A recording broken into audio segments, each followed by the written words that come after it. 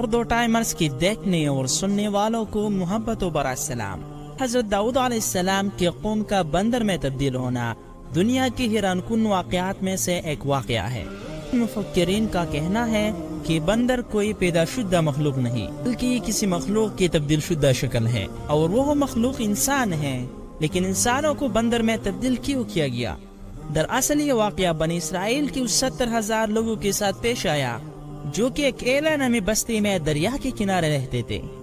یہ لوگ اس دریا سے مچھلیوں کا شکار کرتے، اس کو کھاتے اور اس کو بیچتے۔ کہا جاتا ہے کہ بنی اسرائیل اللہ کی لاڈلی قوم تھی، جس کا ثبوت ہمیں اس بات سے ملتا ہے کہ بنی اسرائیل کے لیے کھانا جنت سے آتا تھا، جس کو من اور سلوہ کہا جاتا ہے۔ سامعین، حضرت داؤد علیہ السلام کی قوم کا بندر میں تبدیل ہونے کی 2 وجوہات تھی۔ پہلی وجہ یہ تھی کہ انہوں نے حضرت موسیٰ علیہ السلام کی کتاب تورات کو بدل کر ان میں کچھ باتیں اپنی مرضی کی شامل کی، اور جبکہ دوسری وجہ یہ تھی کہ اللہ نے ان سے کہا تھا کہ ہفتے کے دن مچھلیوں کا شکار نہیں کرنا بلکہ اس دن میری عبادت کیا کرے، اور جمعہ سے لے کر اتوار تک جتنی مچھلیاں پکڑنا چاہتے ہو پکڑ سکتے ہو۔ اور ان کی آزمائش کے لیے جمعہ سے لے کر اتوار تک دریا میں مچھلیوں کی تعداد بہت کم ہوتی تھی، اور ہفتے کے دن جو عبادت کے لیے مختص کیا گیا تھا اس دن کو مچھلیوں کی تعداد دریا میں بہت زیادہ تھی، جن کو دیکھ کر ان کا دل بہت زیادہ مچلتا تھا، اور وہ یہ چاہتے تھے کہ یہ مچھلیاں انہیں کسی نہ کسی طریقے سے مل جائے، لیکن وہ چاہ کر بھی ایسا نہ کر پاتے تھے۔ ایک مرتبہ شیطان بنی اسرائیل کی کسی شخص کے پاس آتا ہے اور اسے کہتا ہے کہ تمہارے ان مسئلے کا حل میرے پاس موجود ہے۔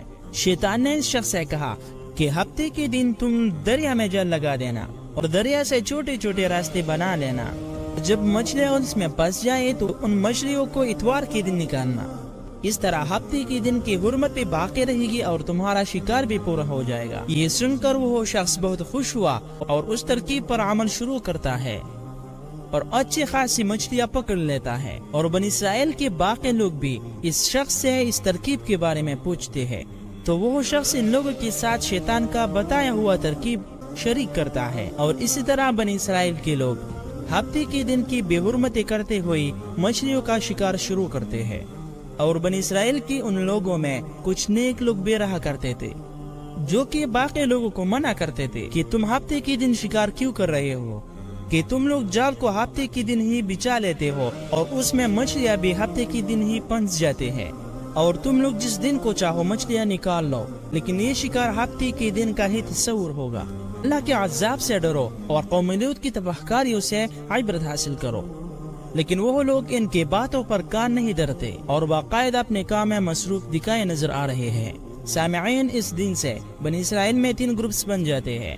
ایک گروپ میں وہ نیک لوگ ہوتے ہیں جو مچھلیوں کے شکار سے منع کرتے ہیں، جبکہ دوسرا گروپ وہ ہوتا جو کہ دن میں اس کو برا سمجھتے لیکن خاموش رہتے اور معاملہ اللہ کی سپرد کر دیتے، اور تیسرا گروپ ان بدبختوں کا تھا جو ہفتہ کے دن بھی مچھلیوں کا شکار کرتے۔ اور صرف اتنا ہی نہیں، ان تینوں گروپس نے اپنے درمیان دیواریں کھڑی کر دی، ایک طرف نیک لوگ تو دوسری طرف سرکش لوگ رہنے لگے، یہاں تک کہ حضرت داؤد علیہ السلام ان سرکش لوگوں پر لعنت فرما دیتے ہیں۔ سرکش لوگ ساری رات عیاشیوں میں گزارتے ہیں، جبکہ نیک لوگ اللہ سے معافی مانگنے لگتے ہیں۔ وہ نہیں جانتے تھے کہ ان کے ساتھ بہت برا ہی ہونے والا ہے۔ سامعین، جیسا ہی صبح ہوتی ہے تو نیک لوگ غور کرتے ہیں کہ دیوار کے اس پار سے شور نہیں آ رہا۔ جیسا ہی وہ دیوار کے اس پار دیکھتے ہیں تو وہ لوگ ایسا منظر دیکھتے ہیں کہ جن کے بعد ان کی چیخیں نکل جاتے ہیں، اور نیک لوگ دیکھتے ہیں کہ وہ سرکش لوگ سارے کے سارے بندروں میں تبدیل ہو چکے ہیں۔ وہ فوراً اس پار جاتے ہیں اور اپنے رشتہ داروں کو کپڑوں سے پہچانتے ہیں اور زاروں قطار رونے لگتے ہیں اور اللہ سے معافی مانگنے لگتے ہیں۔ مفکرین کا کہنا ہے کہ وہ بندر 3 دن تک زندہ رہے اور پھر بو کے عالم میں مر گئے۔ تاریخ میں ملتا ہے کہ بندروں میں تبدیل ہونے والوں کی تعداد 12,000 تھے۔ یہ تھا حضرت داؤد علیہ السلام کی قوم کا واقعہ۔ سامعین، جب کوئی پہلے قوم گناہ کرتے تھے تو ان کی چالیں بدلتی یا ان کے چہروں پر لکھا جاتا کہ اس نے یہ گناہ کیا ہے۔ سامعین، یہ ہمارے نبی حضرت محمد صلی اللہ علیہ وسلم کا ہم پر احسان ہے کہ ان کی دعاؤں سے اللہ نے ہمارے گناہوں پر پردے ڈال کر رکھے ہیں۔ جب ہم کوئی گناہ کا ارتکاب کرتے ہیں تو ان کے بارے میں اللہ اور ہمارے سوا کوئی نہیں جانتا۔